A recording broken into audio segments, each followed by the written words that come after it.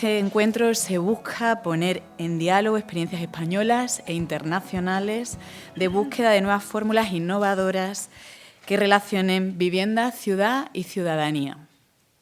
El cooperativismo de vivienda se evidencia como una forma inclusiva y sostenible de regeneración urbana.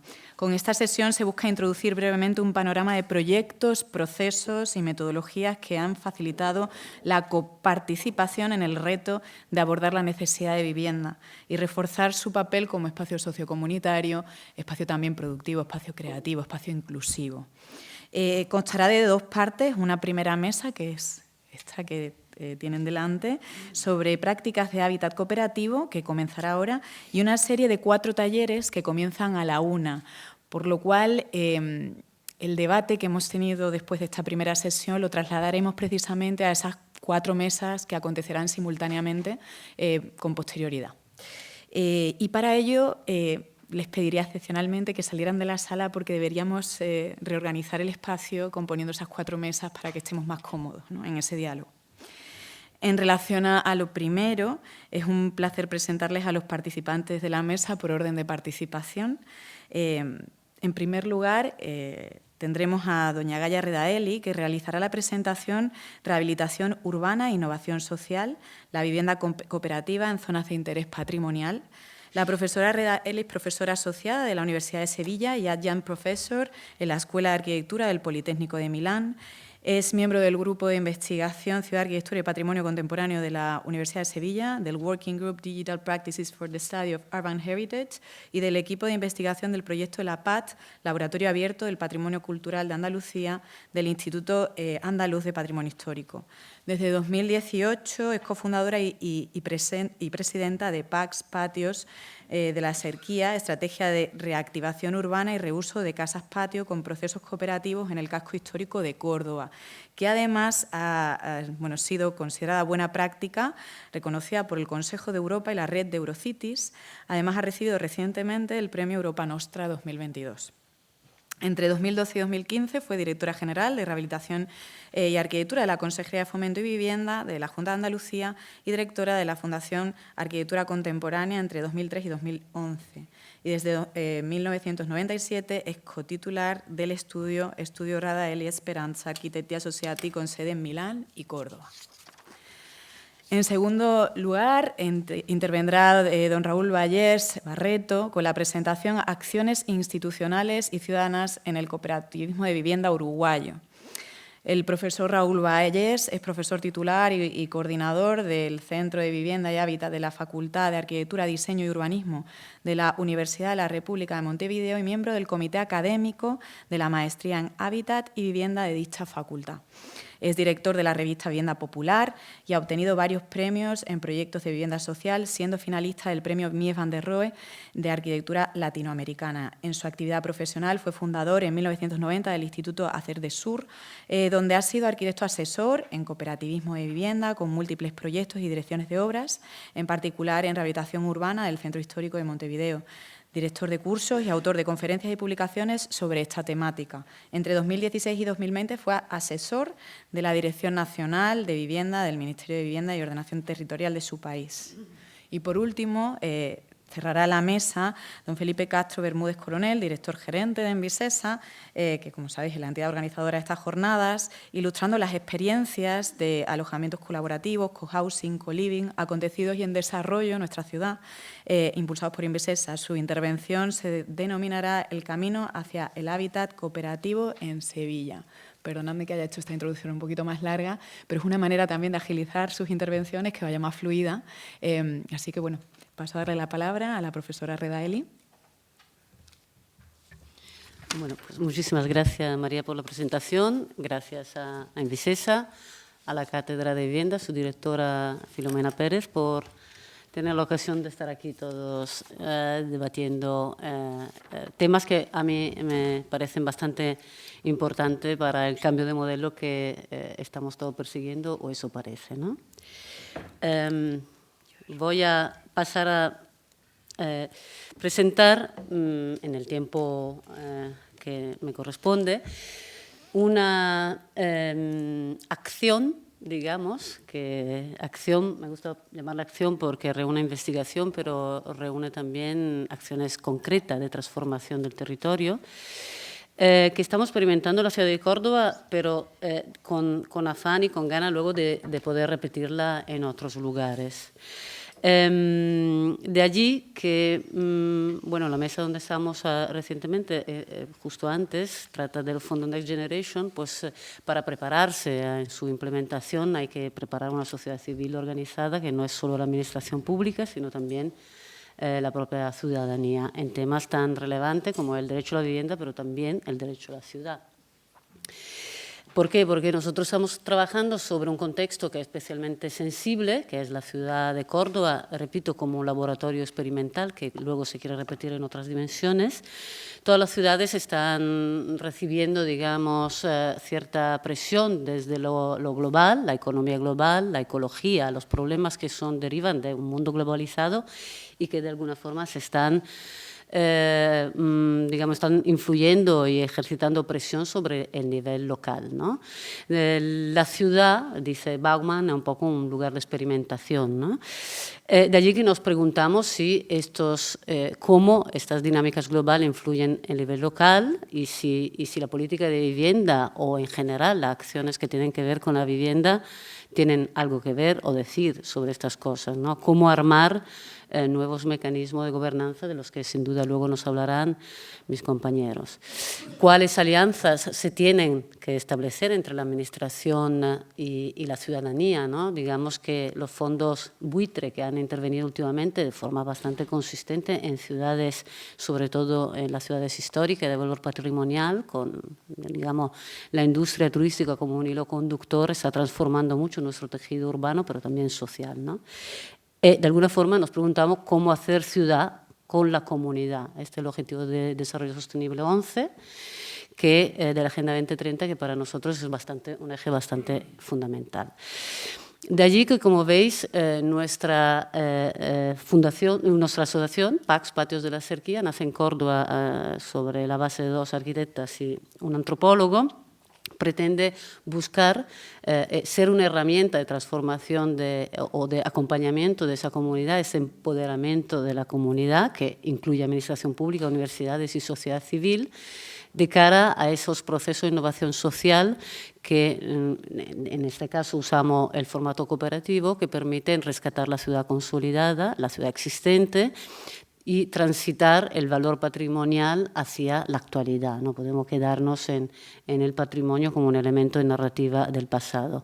Y por eso, efectivamente, empezamos en el 2018 y por nuestra suma felicidad nos reconoció el Consejo de Europa como miembro de la Convención de Faro y ganamos en 2022 el Premio Europeo del Patrimonio y recientemente reconocido por Eurocities, con lo cual eso nos da pie a que ojalá podamos empezar a repetir el modelo.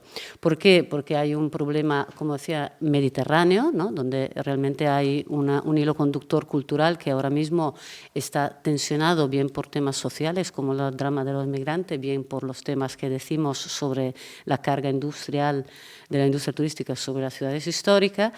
Hay un tema de, digamos, gentrificación y despoblación de cascos históricos que es muy importante, de ciudades también y pueblos, que es muy importante y que tenemos que enfrentarnos con él. Y por último, en el caso nuestro, trabajamos sobre esa doble dimensión de patrimonio material, que son las casas de vecinos, típica de Córdoba, pero también de la ciudad mediterránea en general, incluyendo esta, y son también patrimonio inmaterial, ¿no? La UNESCO los reconoció en el 2012 como patrimonio inmaterial. Pues sí, efectivamente Córdoba es un poco laboratorio porque tiene 4 declaraciones UNESCO. Es una de las ciudades que tiene más declaraciones. La mezquita, gran parte del casco histórico, desde el 2018 Medina Zara, el conjunto arqueológico y, como decía antes, patrimonio inmaterial de la humanidad, la fiesta de los patios, pero nosotros nos gusta pensar que es esa convivencia dentro de la casa de vecino que está reconocida como valor de comunidad más que la fiesta que ha adquirido hoy en día, evidentemente, una carga turística excesiva. De allí que nos proponemos de, como decía, poner en marcha esa sensibilización o esas acciones que permiten a todos, administración pública y sociedad civil, prevenir esos fenómenos de turistificación y de venta, básicamente, no solo de un patrimonio físico, sino también de esa cohesión social, ¿no? Que en la ciudad mediterránea, la ciudad de los 15 minutos, tendremos ocasión de hablar luego de estos temas en los talleres, garantiza. El patio es una célula ecosocial. La casa de vecino no solo tiene ese valor de convivencia, sino también representa la porosidad de la ciudad mediterránea frente al cambio climático. La revegetación de la ciudad a través de esa porosidad es importante. Vemos una imagen de una casa de vecino que es todavía en uso normalizado, y ahora pues otra que en cambio es un uso a esa narrativa turística que es bastante falseante de la realidad, ¿no? Efectivamente, hemos estado hablando antes mucho, ¿no? La burbuja inmobiliaria ha significado una presión hacia el nuevo consumo de territorio en la nueva ciudad en expansión. Pero hoy la nueva cuestión urbana, yo creo que definitivamente se juega en la ciudad existente. De allí buscamos ese cambio de modelo, ¿no? Hacia un cambio productivo que necesita también que todos sumemos, ¿no? Sobre todo las empresas, ese cambio de modelo productivo para reconocer la ciudad existente, el parque residencial existente como el activo principal, ¿no? Para garantizar ese derecho a la vivienda e, insisto, también el derecho a la ciudad.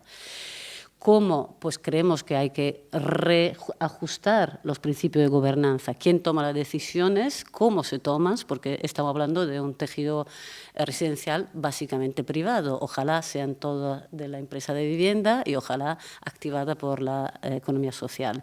Eso es nuestro objetivo, pero por ahora eso no es, ¿no? Entonces hay que incluir los propietarios, hay que incluir la sociedad civil en este proceso, para actualizar ese patrimonio que nos viene de la ciudad mediterránea en una contemporaneidad que es y quiere ser contemporánea, no solo un estereotipo. Hemos conseguido generar una especie de ecosistema, digamos, lo llamamos así, que es esa comunidad. Fundamentalmente trabajamos con los stakeholders locales, asociaciones de vecinos, de cascos históricos, culturales y sociales, entidades varias, y tenemos algunos partners más de nivel global, la World Monument Fund, que es la entidad de Nueva York que vela por el patrimonio a nivel mundial, el Consejo de Europa, como decía antes, y Fiare Banca Ética, que hemos incluido como un ente financiador que sabemos es un elemento bastante importante para esas cosas. Colaboramos con la Junta de Andalucía, 2 universidades, la Universidad de Córdoba y la de Sevilla, y el Ayuntamiento de Córdoba, el Instituto Municipal de Desarrollo Económico y por último, la Escuela de Economía Social. ¿Qué hacemos? Bueno, esta es la ciudad de Córdoba, tenemos 3 ejes. Reivindicamos el tema de la ecología urbana a través del patrimonio de las casas de vecinos, como decía, como un elemento ecológico, un sistema ecológico fundamental para enfrentarnos al cambio climático. Aquí se ve esta imagen bastante evidente. El segundo eje es considerar el patrimonio no solo como un patrimonio físico, sino también social, inmaterial, y además trascender el monumento e ir al casco histórico y a un conjunto urbano, como declara la propia UNESCO, como un elemento a valorar. Y por último, la vivienda solapada con la economía social y solidaria, pero aplicada concretamente al rescate de esa convivencia alrededor de los patios y de la casa de vecino, manteniendo, por lo tanto, la propiedad única y manteniendo diferentes viviendas, diferentes vecinos, hogares que comparten esa propiedad única. Nuestro deseo es, una vez dado el primer paso y realizado el primer piloto, transformarnos en una startup de regeneración urbana e innovación social, como decía, como un mecanismo de gobernanza más horizontal que incluye la administración pública y los diferentes actores. Bueno, esto es una casa de vecino, de patio, sabéis que tiene varias viviendas dentro, pues nosotros detectamos las que están vacías o semivacías en mal estado, promovemos la generación de grupos ciudadanos que quieren convivir en una casa y de allí le ayudamos a rehabilitarla con la parte de financiación y de alguna forma permite esto que no haya exclusión o no haya no haya que perder las personas, sobre todo los mayores, mujeres que viven en estas casas, no tengan que salir fuera de su entorno natural y compartir, en cambio, con las diferentes hogares y diferentes personas que conforman la cooperativa, la casa de vecinos. Nosotros pensamos que se puede también mantener una de las casas o vivienda como de cara a servicio de emergencia social, a comercio, para activar la ciudad en esos comercios locales que siempre hacen falta, o también a microturismo para generar una economía a la cooperativa que permita devolver el crédito. Bueno, de alguna forma, esto es el elemento que se va a repetir. Nosotros, ¿qué hacemos? Pues fundamentalmente localizar la oferta y, por otro lado, incentivar la demanda, un sistema que creo que es más económico no puede ser, ¿no? Pero ¿cómo lo hacemos? Como decíamos, pues algunas acciones de difusión, hay que involucrar a toda la sociedad en su conjunto, desde la Bienal de Venecia a la revista de arquitectura, a debate ciudadano más de escala local y la prensa, obviamente, que es un elemento de difusión. Trabajamos en asociaciones de vecinos, con lo cual hay un trabajo de campo bastante importante, o esto que fue un evento de la Convención de Faro en una gran casa que son los cines de verano de Córdoba. Establecemos sinergia, por lo tanto, con las universidades, con entes de investigación europea, la World Monument Fund, como decía, y recientemente hemos entrado en un proyecto Horizonte 2020, que es importante porque nos permite poder repetir el modelo en otros lugares. Y por último, acompañamos a grupos cooperativos y, por lo tanto, les ayudamos a buscar la casa, les ayudamos a conformar el grupo con Local Labs, les ayudamos a buscar la casa que corresponde mejor a sus deseos, necesidades, le acompañamos en la búsqueda de financiación, en todo el proceso y también en el proyecto si lo quieren. Y por último, como decía, nos coordinamos con la administración y la banca. Y ya termino, este es el primer patio, hemos conseguido en un tiempo razonable realizar el primer patio sin ninguna ayuda pública, que es un poco el piloto, es un poco una casa de vecino histórica muy importante de Córdoba, donde vivía Magdalena hasta hace 3 años y murió allí, vivía sola y murió lamentablemente. Recopilamos también todas las imágenes y los audios de la memoria de estas casas, digamos, que representan esa convivencia. Así nos las encontramos, las rescatamos, iban a venderla a un fondo buitre y conseguimos que las hermanas lo vendieron a Pax aún perdiendo 50.000 euros, reconociendo ese valor de convivencia que iba a actualizar su memoria, ¿no? Como persona que habían vivido en su infancia allí. Y bueno, pues en definitiva, esta es una cooperativa de 6 hogares, son 6 familias, lo llamamos hogares porque ya el concepto de familia quizás se hace pequeño como la propiedad de vivienda. Son niños que tienen niñas de entre 6 y 9 años. Ha sido la verdadera razón por la que les ha movido a hacer este emprendimiento. La adquisición ha sido 420.000 euros, la rehabilitación unos parecido, con lo cual eso es importante a nivel de economía, ¿no? Es 50%. La financiación banca ética, el proyecto 2019 y la ejecución en plena pandemia, etcétera, hemos conseguido hacerla y poder llevarla a cabo en tiempo y forma en el 2022. Bueno, un poco adaptando las necesidades de las 6 familias al edificio existente, ese encaje entre persona y lugar es muy bonito, ¿no? Hay que hacerlo con delicadeza, ¿no? Para no destrozar el patrimonio. La parte de vegetación es fundamental, vamos a monitorizar en los próximos 3 años 25 patios para ver en verano cuánto es el ahorro energético gracias a la vegetación del patio.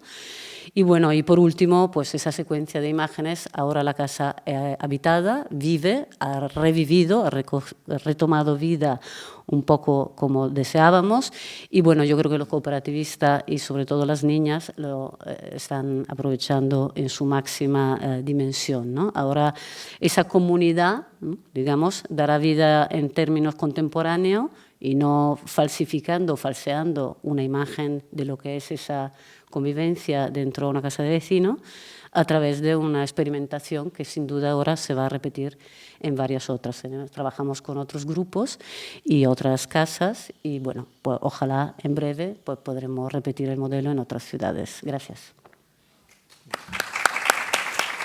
Muchas gracias a la profesora Redali por esta exposición rápida pero muy detallada sobre esa experiencia Pax Patios, que es sin duda interesantísima y también entenderla como metodología, como modelo. Yo creo que una de las virtudes de esta mesa es precisamente compartir procedimientos, metodologías, porque aunque es de todos conocidos que el cooperativismo de vivienda es algo antiguo, el reto está en aterrizarlo en claves contemporáneas, está en aterrizarlo al problema mediterráneo subterráneo al que se refería Gaia, ¿no? La profesora Gaia, en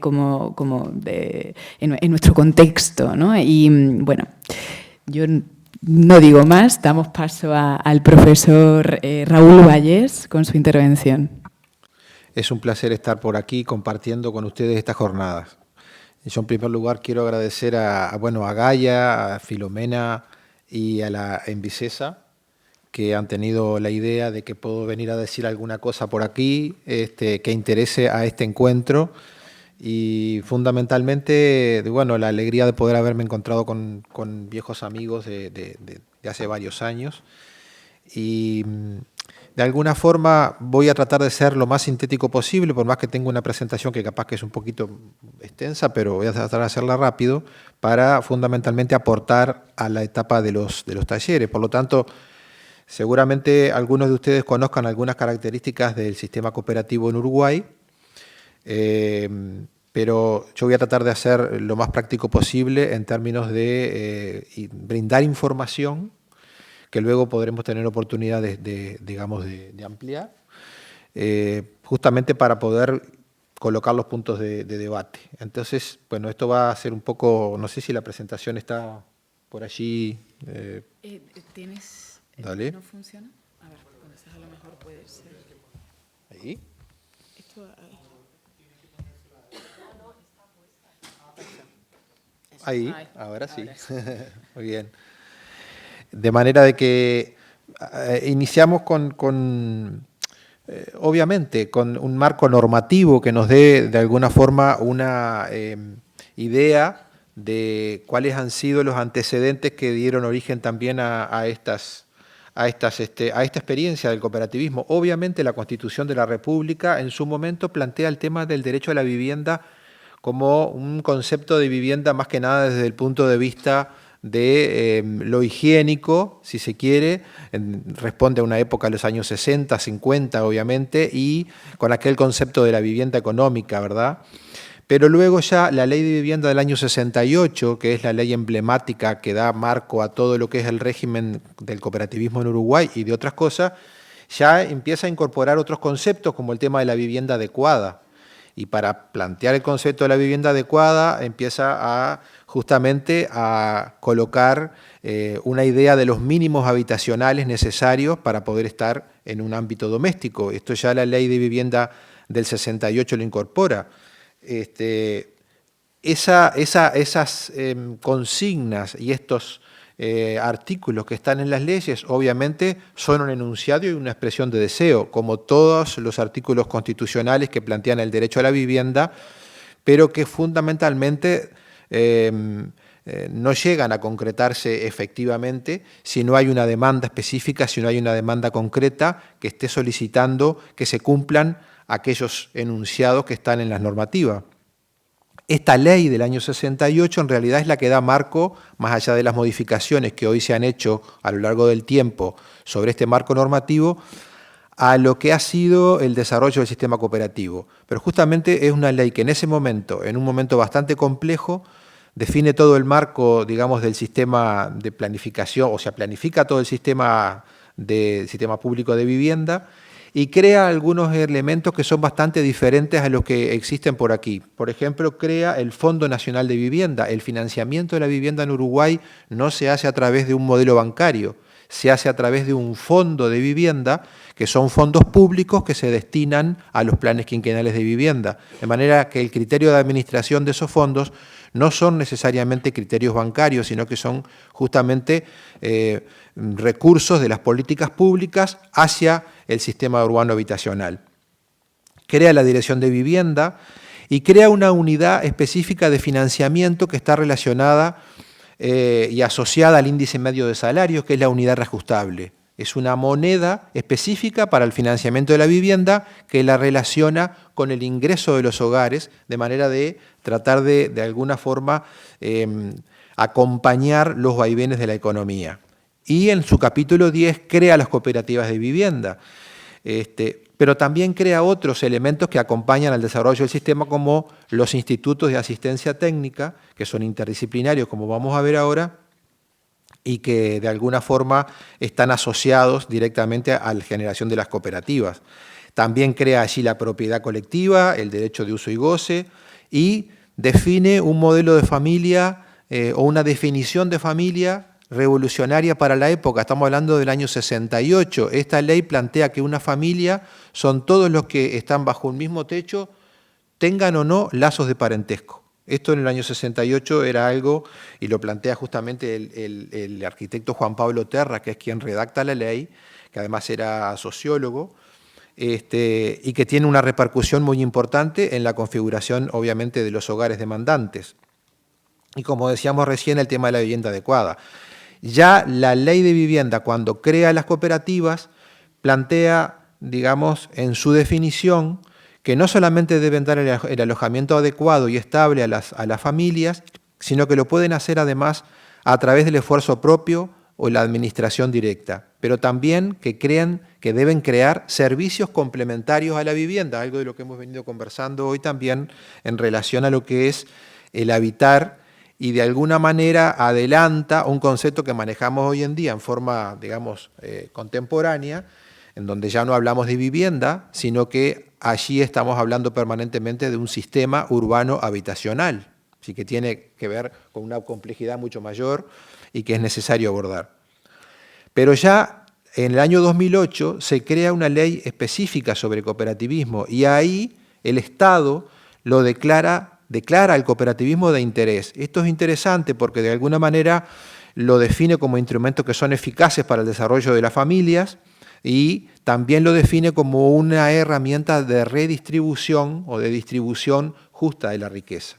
Y también define y defiende su autonomía, es decir, que el Estado, como lo dice allí, garantizará y proveerá que se desarrollen en forma autónoma las cooperativas. Esto fue un avance importante dentro de la legislación también. Y luego hay otra serie de elementos normativos que también sirven al desarrollo de las cooperativas. Por ejemplo, las carteras de inmuebles, es decir, las carteras de suelo. Allí no le llamamos de suelo, sino que le llamamos de inmuebles porque incorpora justamente edificios construidos que se pueden rehabilitar junto con el suelo. Es una herramienta muy potente, ahora vamos a verlo más en detalle. También crea el otro elemento y la otra herramienta muy potente de sostenibilidad del sistema, que es el subsidio a la cuota o el subsidio que le llamamos a la permanencia, es decir, que amortiza la parte que la familia no puede pagar, digamos, de la cuota resultante del préstamo, eso se subsidia. Incorpora últimamente algunas cuestiones bastante novedosas, como son, por ejemplo, la cotitularidad de la pareja, por ejemplo, a partir de los temas de la violencia intrafamiliar, etcétera, etcétera, cuando hay este tipo de problemas, y esto es una normativa bastante nueva. Forma parte, en definitiva, del sistema público de vivienda, y el cooperativismo de vivienda en Uruguay es un programa público dentro de los programas públicos de vivienda. Y hay una estructura, digamos, institucional que tiene que ver con todos los niveles de gobierno con los que tiene relación. En definitiva, hay algunas características que me interesa plantear de la estructura, digamos, del sistema público y de las políticas públicas. Una tiene que ver con un sistema que es articuladamente de distintas instituciones, ejerce múltiples acciones según los distintos, digamos, o un espectro variado de soluciones habitacionales para problemas distintos. Plantea que el Estado debe asegurar el acceso y la permanencia, no solamente a la vivienda, sino a los bienes y servicios habitacionales que incluyen a la vivienda, de manera que el Estado en este caso, con mayor o menor grado, dependiendo del énfasis de las políticas, debe garantizar de alguna manera esa redistribución de bienes o el acceso a esos bienes y servicios. Y fundamentalmente, como lo decíamos recién, todo eso se debe traducir en un plan quinquenal financiado por un Fondo Nacional de Vivienda. También la importancia del sector privado ha sido clave, del sector privado empresarial, además del sector privado social, que son las cooperativas. Ahora, estos dos instrumentos que a mí me parece que son fundamentales para explicar un poco el sistema tienen que ver con esto, tienen que ver con las carteras de inmuebles como una manera de un acceso adecuado a la ciudad, porque las carteras de inmuebles de alguna manera se conforman a partir de un concepto de localización en la ciudad y en el territorio adecuado en términos de acceso a los servicios que tienen que ver con las infraestructuras y que tienen que ver con los espacios públicos, no solamente con el acceso a la vivienda. Y el segundo punto es este subsidio que está conformado por una tabla que de alguna manera va como amortizando las diferencias para pagar las cuotas. El sistema cooperativo definido por esta ley que les decía al principio se divide a las cooperativas en diferentes tipos. Según la forma de producción, pueden ser por ayuda mutua, en donde el aporte en trabajo y en gestión se contabiliza dentro del valor del emprendimiento, del valor de tasación del emprendimiento, o puede ser en lugar del trabajo de los cooperativistas, también puede ser en ahorro directamente, en ahorro previo de los socios. Y según la forma de tenencia y la relación con la vivienda, pueden ser de propietarios o pueden ser justamente de usuarios, donde la propiedad es colectiva. Esta propiedad colectiva además se ha transformado en un elemento bastante clave de sustentabilidad del sistema, ¿verdad? Y bueno, también de mantenimiento, de desarrollo del sistema cooperativo. Tiene una naturaleza jurídica en donde la cooperativa es la propietaria del todo y en donde cada uno de los socios es usuario de una parte, pero eso puede ser heredable a los hijos, también puede ser, se puede vender, ¿verdad?, a otro socio cooperativista. Y el financiamiento, de alguna manera el Estado, acá cumple un rol fundamental porque financia el 85%, a punto de partida de que el otro 15% es lo que pone la familia cooperativista.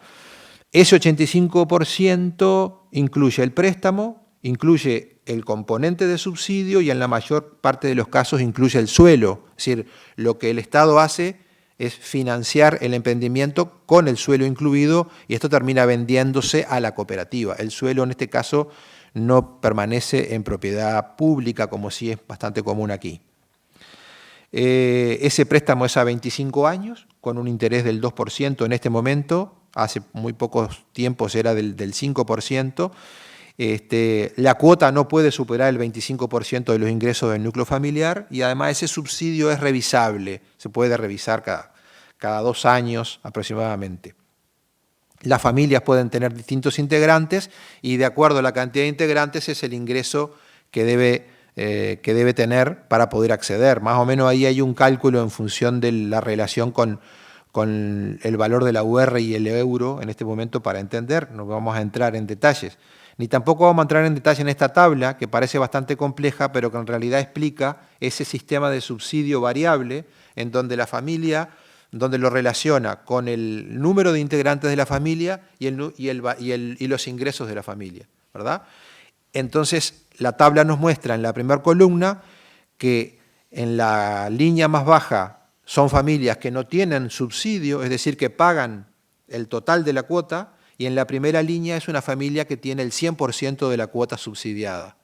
En una misma cooperativa puede haber familias que paguen el 100% o puede haber familias que no paguen nada de acuerdo a su situación sociofamiliar. Esa es, de alguna manera, el subsidio a la permanencia. Las viviendas, bueno, normalmente varían en área, en superficie. Y el tema de la participación es clave en el sistema cooperativo, obviamente, para lo cual acá planteamos que obviamente tienen que haber 2 componentes. Tiene que haber información y tiene que haber formación para poder participar y también tiene que haber capacidad de decisión, es decir, no puede haber una declaración de deseo de que el grupo participe, sino que el grupo tiene que tener la potestad y la posibilidad y las estructuras para poder participar. De alguna manera, esto de la participación, en el caso de las cooperativas, no es una opción, sino que es una condición legal. Es decir, el Ministerio de Vivienda exige que las cooperativas ejerzan la autogestión de todo el proceso para poder obtener el préstamo. Para eso tienen que tener capacitación y formación, como vamos a ver ahora, a través de los técnicos. De alguna forma, entonces, es una estructura orgánica y que tiene también sus componentes para ejercer la democracia interna en el proceso de las cooperativas. También es un movimiento social urbano, por supuesto, a través de las federaciones, que reivindica el derecho a la vivienda y que reivindica el derecho a la ciudad. Y de alguna forma también ha sido un referente importante en lo que tiene que ver con una mirada de género en el sistema, también una mirada inclusiva sobre las capacidades diferentes. Las cooperativas están de alguna manera siendo un referente en toda esta línea. Y el componente quizá más interesante, y que son la mayor parte de las cooperativas en Uruguay, es el tema de la ayuda mutua. La ley lo planteó en su momento como el trabajo comunitario aportado por los socios cooperadores para la construcción de conjuntos cooperativos bajo la dirección técnica de la cooperativa. Esto quiere decir que los técnicos desarrollan su rol, pero los cooperativistas son quienes controlan, ¿verdad? Y quienes eligen y quienes definen, digamos, el perfil y el trabajo de esos técnicos en su proyecto cooperativo. Este esfuerzo propio de ayuda mutua, como decíamos recién, es un valor económico que se contabiliza en un 15%, y el trabajo de los técnicos acá es importante porque deben adecuar de alguna manera su propuesta a las capacidades de los colectivos para poder desarrollar su emprendimiento. Es decir, que se necesita organización, se requiere capacitación y formación para poder ejercer esto que es un modelo de, si se quiere, un subsistema de producción social del hábitat, pero de alta complejidad para el grupo y de alta complejidad para el asesoramiento técnico, para los técnicos que trabajan en el sistema. Estas cooperativas aprovechan los recursos del colectivo también, no destinan recursos a terceros en sus contrataciones, sino que justamente los beneficios de este sistema se vuelcan a la mejora de la vivienda. La cooperativa prácticamente se convierte en una empresa constructora, pero no tiene experiencia ni eficiencia. Muchas veces se compara en Uruguay. ¿Cómo estamos de tiempo? ¿Bien? Justitos. Se compara con el sistema de producción de la industria de la construcción y es una comparación falaz que no se debe hacer porque esto justamente es un sistema de producción social. Son otros tiempos, mucho más complejos. Algunos elementos de cómo se organiza la cooperativa lo podemos ver después si quieren más en detalle, ¿verdad? Con sus comisiones que forman parte de esa estructura democrática. Cuando la cooperativa está en obra, como aparece ahí la comisión de obra en el centro, una serie de organismos están girando en torno a esa organización para la producción. Y bueno, y obviamente esto es un modelo que promueve ciudad, promueve ciudadanía a partir de este sistema participativo. El asesoramiento técnico que les comentaba recién, y voy a ir un poco más rápido, fundamentalmente tiene la misión del fortalecimiento de las capacidades de los grupos que hacen justamente un proceso a lo largo del tiempo que es bastante complejo. Estos institutos son institutos sin fines de lucro, son entidades independientes, no forman parte del Estado, sino que son grupos que asesoran, son grupos interdisciplinarios, deben atender justamente el área física del proyecto, el área legal, el área económica y el área social, o sea que son institutos integrados por profesionales de esas disciplinas. Y bueno, asesoran en la gestión, asesoran en todo lo que es el proceso de la cooperativa. Como decíamos, fundamentalmente el fortalecimiento de capacidades es el rol fundamental, pero también el desarrollo de tecnologías sociales para poder fortalecer el trabajo del grupo y que el grupo se pueda apropiar de ese proceso. Y brevemente voy a mostrar algunas imágenes que tienen que ver con la producción de arquitectura y la producción de cooperativas en la ciudad a través de las diferentes épocas. En esta imagen hay, digamos, emprendimientos desde la primera época, desde el año 70, aproximadamente 69, 70, hasta hoy, en diferentes escalas, en diferentes zonas de la ciudad, con diferentes modos de producción, desde la obra nueva hasta el reciclaje. Y me voy a detener un poco, con un par de imágenes, en una de las experiencias quizá a partir de los años 90 más potentes que ha tenido el sistema, que es la rehabilitación en áreas centrales con el sistema cooperativo y donde me ha tocado trabajar personalmente más y que tiene que ver de alguna manera con esta cuestión de que los sectores de bajos ingresos puedan permanecer en las áreas centrales a través del aporte que se puede hacer desde las carteras de tierras, desde el instrumento de las cooperativas, desde el asesoramiento técnico. Y bueno, y desde, si se quiere, de ese movimiento que en el área central de la ciudad está reclamando un espacio y que desde el Estado, sea desde el Ministerio o desde los ayuntamientos, que así le llamamos las intendencias, provee los inmuebles para el desarrollo de las cooperativas. Los proyectos urbano-habitacionales son también otro de las herramientas que últimamente se han ido desarrollando con fuerza, que son áreas importantes de rehabilitación en las zonas céntricas, inclusive en el centro histórico, muy apoyados en el desarrollo del sistema cooperativo. En el caso de Goes, por ejemplo, fue un caso bien interesante de rehabilitación en torno a todo un antiguo mercado, donde prácticamente 400, 500 familias aproximadamente en propiedad colectiva accedieron al centro de la ciudad a través de las cooperativas de ayuda mutua y de ahorro previo. Y últimamente inclusive estamos con un desafío que tiene que ver con las cooperativas dispersas, que fue uno de los aportes que se han hecho desde la universidad también, en donde una sola cooperativa puede administrar obra en 2 o 3 terrenos en el mismo barrio, porque en las áreas centrales los terrenos son muy pequeños, pero a veces las cooperativas son un poco más grandes, y en este momento hay una experiencia piloto que está demostrando que una cooperativa puede estar dispersa en el territorio y localizarse en áreas próximas. Ahí hay algunos ejemplos.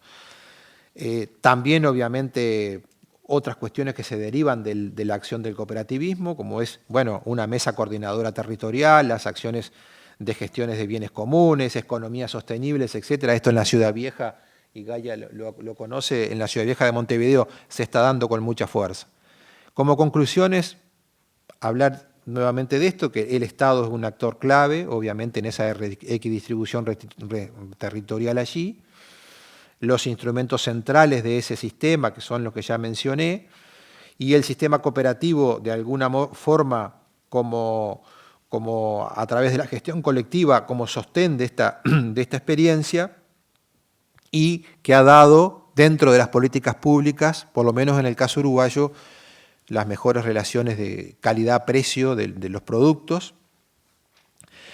Y bueno, en definitiva, un sistema que viene también demostrando que construye ciudadanía, que construye ciudad, al cual, dependiendo de los tiempos y de los gobiernos, se le da mayor o menor apoyo. En los últimos 15 años aproximadamente el sistema cooperativo ha llevado más del 50%, un poco más, del plan quinquenal, del fondo del plan quinquenal ha sido para el sistema cooperativo en el caso uruguayo. Bueno, una última imagen que tiene que ver, la verdad que no sabía que había una exposición de viñetas de cómic aquí en el fórum, pero Mafalda nos trae esta viñeta que nos parece interesante porque más que nada lo que me parece que hay que plantear son preguntas pertinentes a los problemas que tenemos por delante. Así que, de alguna forma, eso es un poco el desafío también de los talleres que se vienen ahora en la tarde, ¿no?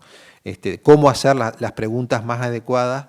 Y bueno, espero que haya servido esto como para poder alentar un poco también el debate que tenemos por delante. Muchas gracias. Muchas gracias al profesor Valles por este completísimo panorama del sistema cooperativo de vivienda en Uruguay. Casi, bueno, ha recorrido todo, ¿no? Historia, tipos, instrumentos, que sin duda son de un enorme interés, sí, rápidamente, pero suficientemente evocador, ¿no?, para este debate. Bien, bueno, pues ahora le damos paso al director gerente de Envisesa, Felipe Castro. Muchas gracias, María. Para mí es un placer compartir esta mesa hoy aquí con Raúl, con Gaia y contigo como magnífica directora. Voy a intentar ser muy, muy breve porque creo que ya se nos ha acabado prácticamente el tiempo, o sin prácticamente, pero sí no quería dejar de... Bueno, no me he quejado porque me ha encantado mucho lo que habéis explicado ambos. Creo que además, ya que venís a Sevilla, ¿no?, pues tú, sobre todo desde tan lejos, pues hay que darte la oportunidad de explicar todo lo que tienes por decir, aunque sé que te ha faltado tiempo, ¿no? Y lo mismo para ti, Gaia, muchas gracias. Bueno, en mi caso yo me voy a centrar, como veis, en el camino hacia el hábitat cooperativo en Sevilla, ¿no? Sevilla no es precisamente una ciudad donde haya una profusión de cooperativas de vivienda. Es un fenómeno que se está haciendo, bueno, se está abriendo camino en este momento.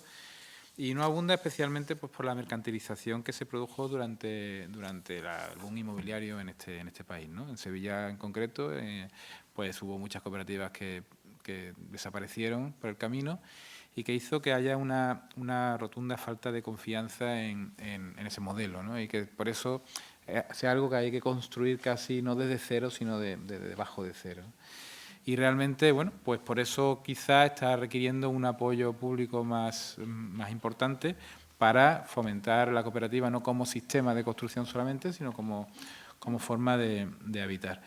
De hecho, bueno, ya sabemos cuáles son las barreras, ¿no? Aquí nuestro amigo David nos las recuerda siempre. Yo voy a hacer referencia muchas veces a David porque es nuestro Pepito Grillo de la innovación social, en el buen sentido. Y de él bebemos, ¿no? Para poder implementar las políticas, porque al final nosotros nos dedicamos a lo que nos dedicamos y tenemos que simplemente, bueno, o intentar aprender de la gente más especialista en cada uno de los campos.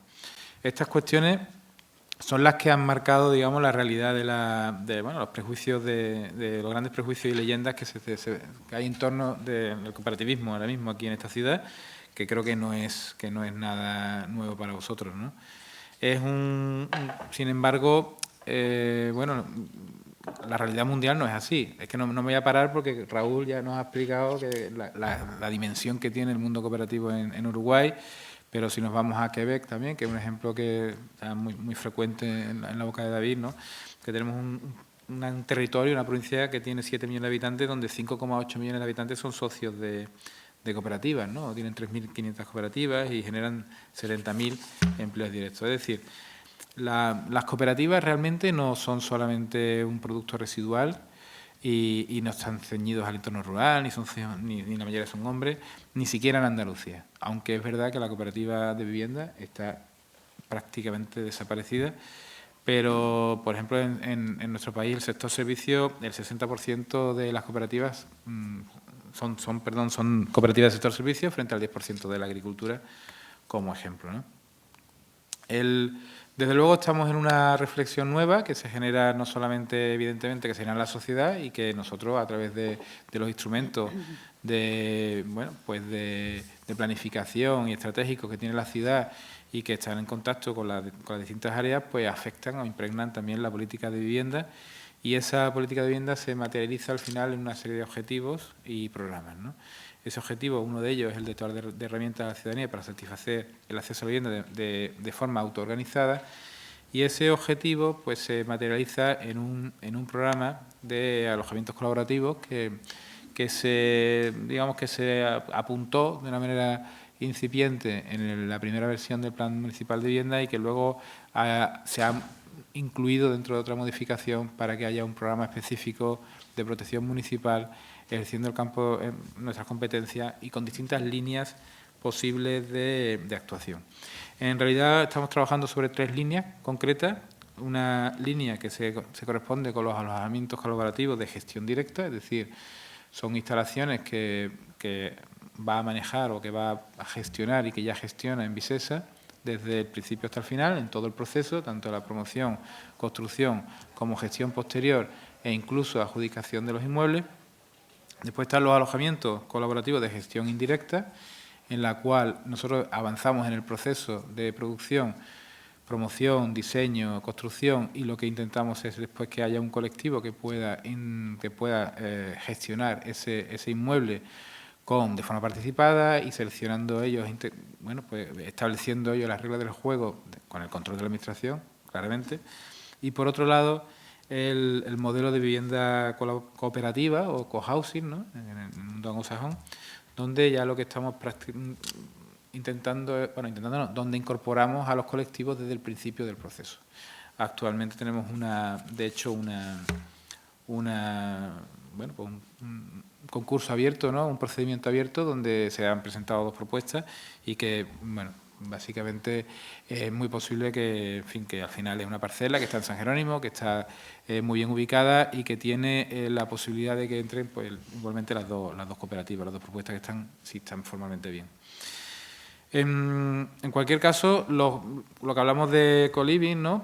o alojamientos colaborativos, lo que planteamos son edificios que pretenden rescatar otras instalaciones previas, equipamientos urbanos que están en desuso. Son normalmente edificios que están completamente en desuso, que son propiedad del ayuntamiento y que previamente se han diagnosticado como patrimonio municipal, que precisamente es susceptible de ser incorporado al proceso, y qué mejor proceso que convertirlos en alojamientos en aquellas zonas que están especialmente tensionadas, porque estamos hablando de edificios que muchas veces, en algunos casos, incluso están protegidos porque forman parte del casco antiguo de la ciudad.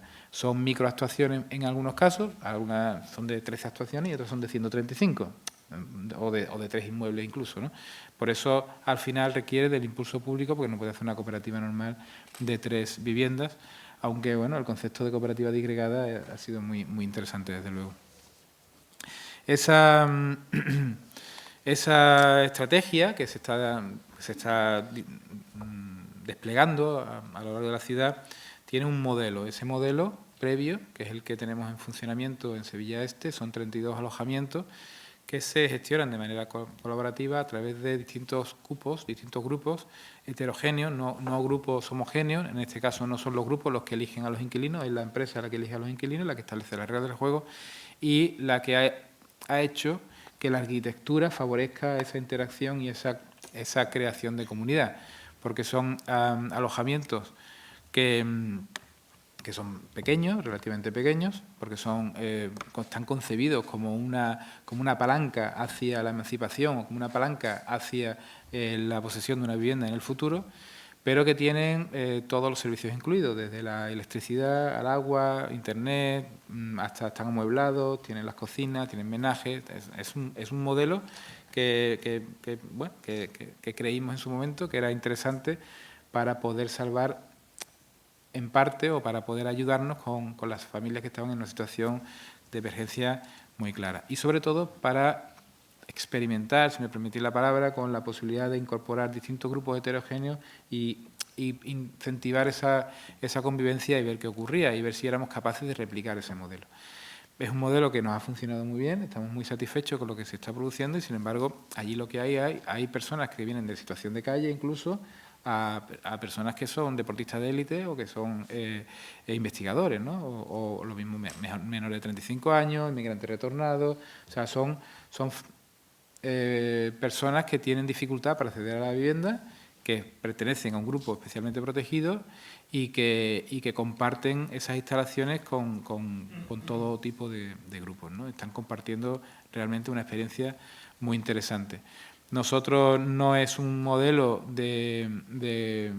gratuito, se adapta a la renta en función de las necesidades o de las posibilidades de la familia, siempre a través de bienestar social. Nosotros separamos la acción social de la acción de las políticas de vivienda en la medida de lo posible, son precios asequibles, siempre y cuando la estancia sea de más de 12 meses, porque detectamos que había tendencia en algunos casos a utilizar esta instalación como un mecanismo de apoyo, pues incluso para hacer una mudanza, ¿no? De pronto tú no eres capaz de detectarlo y dice, bueno, ha estado 3 meses y dice, no, es que realmente estaba buscando un sitio para mudarse, ¿no?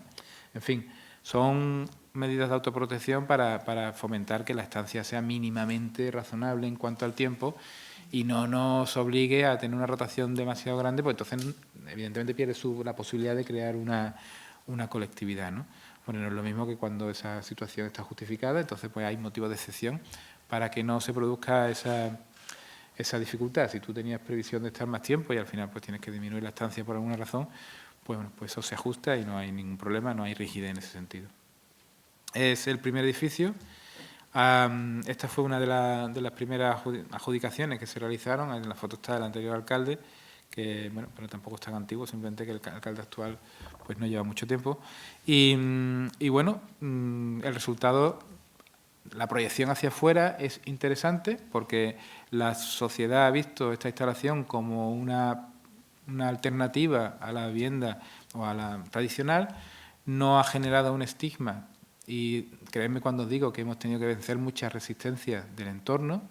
Nosotros ahora mismo estamos con la estrategia que os hemos presentado y he estado en algunas reuniones vecinales que han sido auténticas, batallas campales, donde la gente nos insultaba y nos decía que lo que queríamos era meter allí a todos los menas de Pedro Sánchez y cosas así. O sea, porque hay una politización muy grande con respecto a estos temas y es necesario siempre ir incorporándose sobre el territorio de una manera muy pausada, con mucha tranquilidad y explicando. Incluso hemos llevado a las personas que eran más exaltadas, ¿no?, a la instalación de Sevilla Este para que vieran qué es lo que hay allí y que no es algo que vaya a generar ningún problema, porque no tiene por qué generar ningún problema, si está bien gestionado y si está bien integrado, ¿no?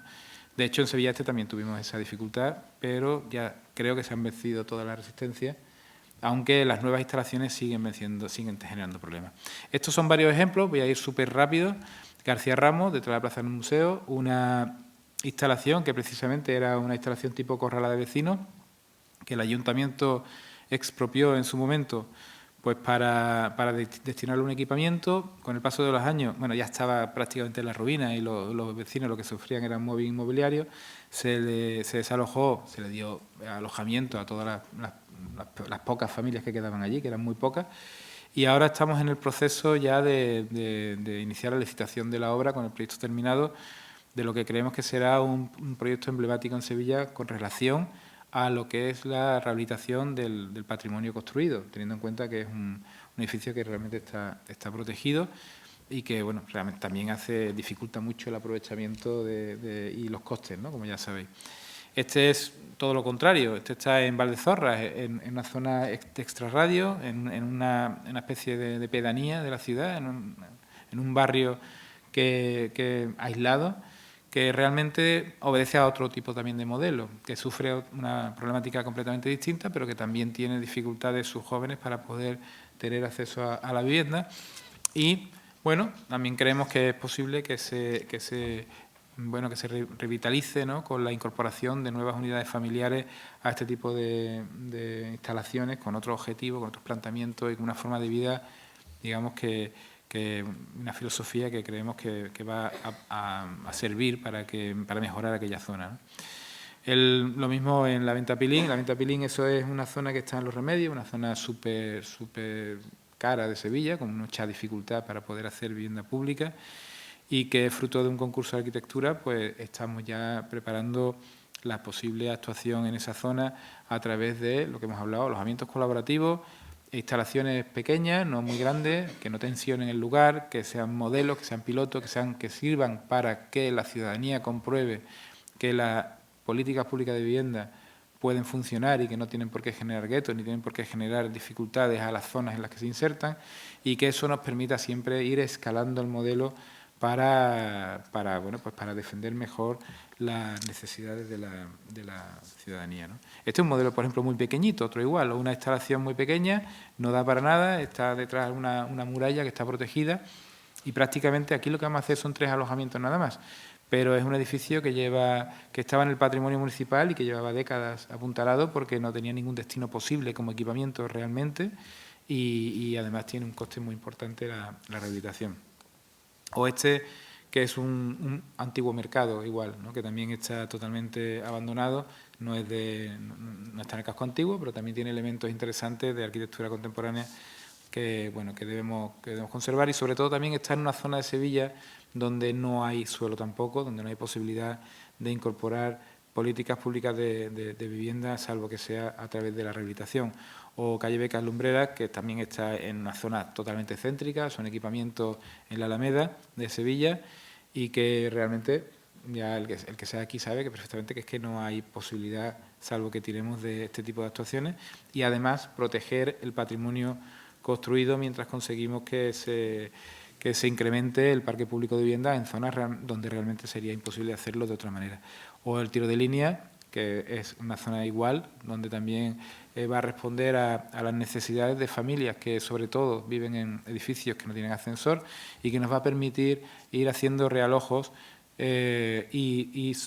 o mantenerlos allí, porque lo que hacemos, incorporamos este tipo de equipamiento, que es un equipamiento que no solamente es residencial, sino también un equipamiento de barrio, porque incorporan talleres, zonas de estudio, zonas de trabajo, incorporan espacios comunitarios que no suelen tener los barrios donde estamos haciendo este tipo de edificios, y además también nos permite que cuando existe un problema de habitabilidad de una vivienda, o cuando existe una necesidad de una persona de un barrio concreto donde no hay parque público de vivienda, que es donde estamos potenciando sobre todo este tipo de instalaciones, pues podamos reajustar ese problema, ¿no?, ayudarles, pues o bien adjudicando una vivienda y comprándoles la suya, en el caso de permuta con relojo, que también vienen a este tipo de instalaciones, o bien porque simplemente pues haya que realojarles un tiempo porque tengan que estar sufriendo una rehabilitación en su edificio con motivo por ejemplo, del Fondo Next Generation, o cualquier otro motivo que sea transitorio, pero que no sea mayoritariamente transitorio. Lo que queremos son personas estabilizadas en esas instalaciones, pero que al tener todo el equipamiento, luz, agua, todos los servicios y todas las necesidades cubiertas desde el primer día de entrada, pues nos permite también esa facilidad y esa flexibilidad a la hora de la adjudicación cuando hay necesidades especiales. Es otra edificación que yo creo que se ve, ¿no?, el estado en el que está. Son edificios que están en muy mal estado y que están dentro de del Plan de Vivienda de Sevilla, que hemos incorporado, que ahora mismo está en tramitación. Esperamos que se apruebe definitivamente la modificación que incorpora todas estas actuaciones en este mes. Y eso nos va a permitir, nos va a permitir desplegar toda esta infraestructura que ya está avanzada, ya se avanzó porque el programa de vivienda ya lo permitía, pero con cargo a los fondos Next Generation queremos facilitar, digamos, ese despliegue de todos estos alojamientos, como estamos viendo. Y este es otro ejemplo que me gusta traer aquí, porque es un edificio ya construido, que realmente responde prácticamente a la filosofía de lo que estaba comentando antes. Era un edificio corral con usos mixtos, que está en la Plaza del Pumarejo, en una zona histórica, que está protegido, que es de propiedad pública, pero era de propiedad privada, se expropió, pero se mantuvieron todos los contratos de alquiler que estaban vigentes, en fin. Y hay al final una problemática que es la rehabilitación con sus inquilinos, que es lo que nos está dificultando mucho el inicio de la actividad. Ya por fin prácticamente tenemos todo liberado, se va a hacer en 2 fases. Este proyecto lo está ejecutando, no lo está haciendo la Envisesa, sino la Gerencia de Urbanismo. Nosotros entramos en un convenio con ellos para los realojos y para el apoyo técnico, social o lo que haga falta, y luego para la gestión posterior del edificio, que lo va a hacer Envisesa, y por eso estamos entrando en este proyecto. Pero la inversión prevista es de 4 millones de euros en la primera fase y otros 4 millones de euros en la segunda fase. Son 8 millones de euros. Es una inversión muy grande. Todo este proyecto que os estoy presentando, estamos hablando de que tiene una inversión prevista de más de 70 millones de euros. Entonces, eso hay que también financiarlo. Y aquí no hay banca pública. La banca pública de la que tiramos es del Banco Europeo de Inversiones. O sea, tenemos que ir a Europa para conseguir financiación. Y el Instituto de Crédito Oficial, que sí es banca pública estatal, que es la que nos permite financiar todas estas actuaciones, evidentemente con la corresponsabilidad de los inquilinos, que también hacen su parte, como no puede ser de otra forma, en la estructura económica que tenemos en este país.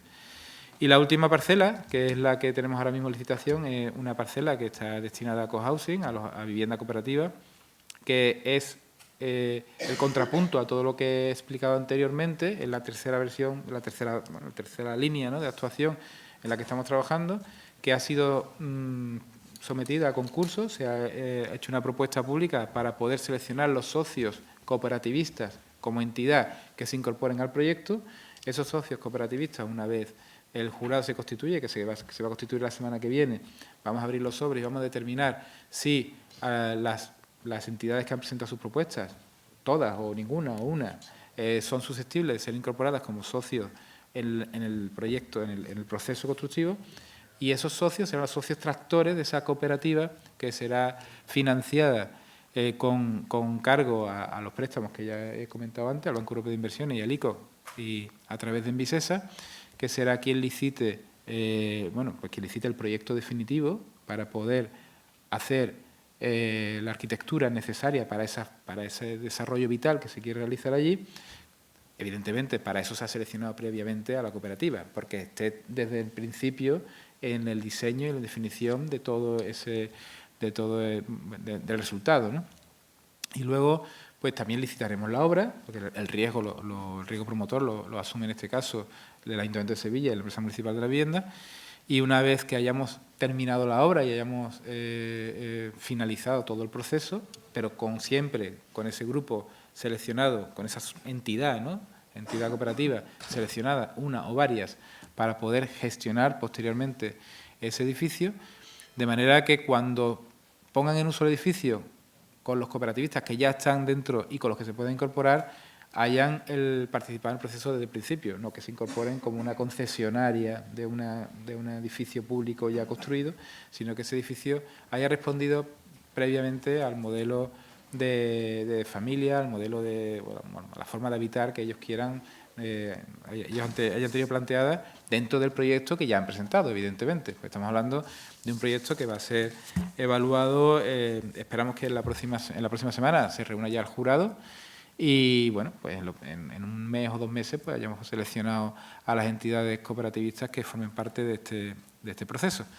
Y bueno, no me quiero extender más porque veo que por mucho que he intentado cortar, me he ido 20 minutos todo de... Así que nada, lo dejo aquí y muchas gracias.